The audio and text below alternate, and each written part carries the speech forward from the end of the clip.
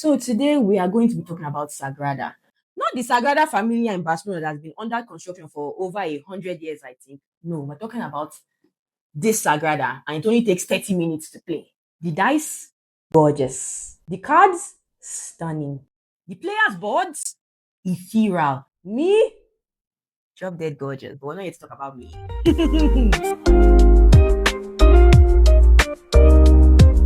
Hello, guys. Welcome back to Meeple Monologues with Hilda. Hilda is me. I'm Hilda.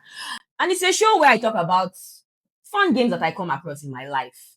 And today we are going to be talking about a game that I actually just came across like a couple of days ago, and I'm honestly obsessed. I've heard about the game a lot from a lot of people, but for some reason I've never actually played it. But I did a couple of days ago, and I am actually in love with this game. It's none other than Sagrada.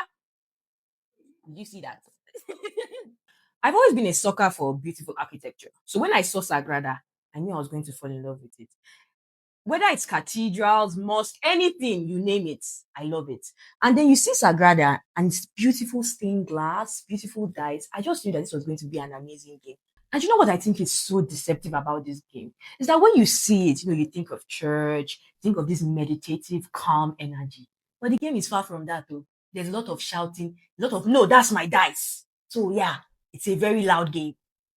Sagrada was designed by Adrian Adamascu and Darrell Andrews. I hope I actually pronounced it correctly because we all know names are very hard for me. So these two amazing guys, they woke up one morning and said, how about we design a game with dice? Then we add rules and add even more complicated rules to it. And let's see what happens. And honestly, I have to give them respect because they really knocked this one out of the park. They took something so simple, placing dice, and then they added so many constraints in layering it that your brain will feel like it's doing squats. This is one of those games that a non-gamer would see and be like, wait, oh, is this a board game or is this modern art? Because honestly, it is that beautiful. And I feel like my vocabulary is so limited that I cannot explain how beautiful I find this game. Everything is so intentional. Even the way the lights reflect on the dice, it's almost like you are actually working with stained glass. So it really puts you in that space. Let's call it that. Honestly, Sagrada understood the assignment completely. And if I was just rating them based on the design and graphics, I'll give them an 11 out of 10. Okay, now a quick how to play. Don't worry, I'm not going to give you any rulebook drama. We don't want any of that here. So in Sagrada, every player is a medieval artisan. You're living that kind of aesthetic life. And you're trying to construct stained glass windows for a church. So now let me show you the pretty components of this game. The rule book, of course, but we don't need this today. This is the round board. Use this to keep track of the rounds. And behind the round board, we have the scoreboard. This is at the end of the game, when you want to calculate the scores. Usually I win, not bragging, but usually I win. I know I just learned how to play the game, but I've played it like 100 times now and I've always won. And we have the pretty, that is the bag of dice. And as you can see here, they are really beautiful. There are 5 different colors of dice. You have yellow, blue, purple, orange, red. Then there are different kinds of cards.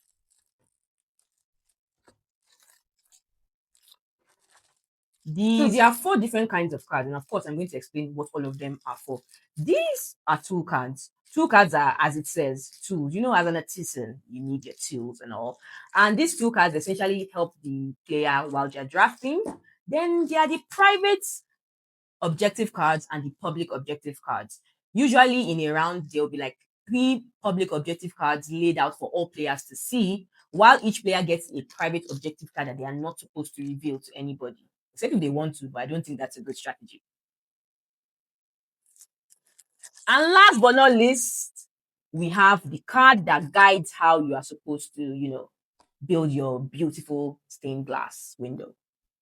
And we also have these pretty pebbles, and they are essentially tokens for the game. Depending on what kind of game you are playing, you usually get between 3 to 6 tokens, and those tokens are what you use to actually purchase the 2 cards. And finally, we have the beautiful player boards. So when a round starts, each player picks a guide card, and this guide card is slipped into your stained glass window. Trying to slip it in. And it's going to determine how you're supposed to play. Everything here has a meaning. every value, every color you see means that there are restrictions for that certain space. But anywhere that's white means you can play essentially anything you want. But you have to be careful, though. You have to be very careful. So, for example, here it shows 5 dice. That means only a 5 die can be placed here. While here it shows a green die. That means only a green die can be placed here. And the same rule applies with any other thing that is on this board. So, for example, here also only a 6 die could be played here. Only a purple die can be played here, and so on. So now I'm talking about die. Not to kill yourself, but to die. No, I mean dice. About dice. So how do you actually get these dice? So it really depends on the amount of players playing the game. If it's 2 players, you use 5 dice. If it's 3 players, you use 7 dice. Essentially, you use times 2 of the amount of players in the game plus 1. It's I think the highest amount of people that can play this game is 8. Yeah. So let's imagine we're in a 2-player game. I, as the first player, will bring out 5 dice, roll them. Then when I roll it, I will be the first one to pick. And I would obviously want to pick something that, would benefit my board. Usually, when the game is played, you can only play, the first move must be played on the edges and corners. So you can't say, I want to play and start playing from the middle. That's not allowed. You have to play it in the corners. And from then on, everything you play must be touching a die that's already on the board. So you can't play here for the first round, then decide to play here. That doesn't work. I just want to point out that I did not even intentionally want to put it here, because if you see here now, actually, this is 1 dice. It wasn't. This is how you know that I'm just a mad genius, because I wasn't even intentionally trying to do that. I just saw that, wow, this is 1 die, like crazy stuff. But that's not what we're here to talk about. That's what we're here to talk about. So now let's talk about the difficulty level.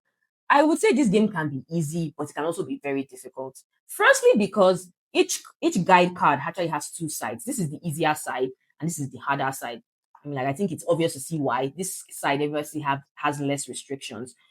And regarding the rule book, honestly, I have learned a lot of games in my life, and I have to say this is like probably one of the easiest with a lot of components. Like games that don't have much components are usually easy for me to learn, but this game actually has a lot of components, and it was pretty easy for me to learn it. I think I learned it in like 20, 30 minutes. I know some people might be there like, oh my God, you're so dumb. How did it take you 30 minutes to learn a game? Well, we are not all made the same way. We are different people. For me, 30 minutes is okay to learn a game. I think the most time actually spent, like, will I say, setting up the game, because like I said, it has a lot of components.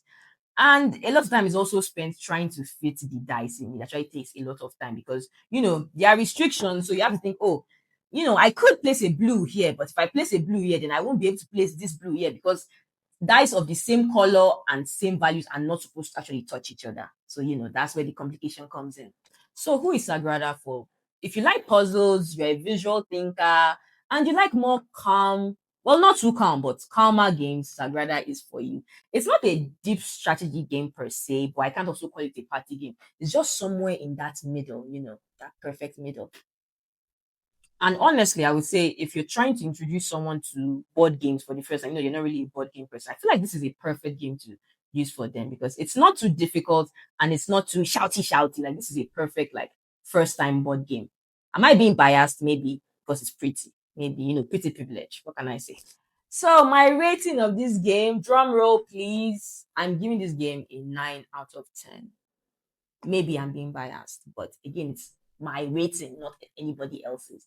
And I think I really just like this game. It's beautiful. It was easy for me to learn how to play it, which, unlike most other games, I spent hours trying to figure out the rule books. This was a very easy game. It's very beautiful, and it's good for small groups of people and even larger groups of people. So yeah, a 9 out of 10 for me. So Sagrada is the kind of game that proves that you don't really need explosions and dragons to have an amazing game. Sometimes all you need are dice and a beautiful game board, and one friend who is always going to get on your nerves. That's me. I'm the friend that's going to annoy you. So if you want a relaxing game but secretly test your patience and planning skills, Sagrada is the game for you. It really deserves. It deserves for you. I promise you, it deserves a spot on your shelf. So that will be all for me for Monologue today. Thank you for tuning in, and don't forget to do all the YouTube stuff. Like, subscribe, and tell us what you think about the game before you played it. And if you've not, tell us, would you really like to play this game? Thank you. Bye.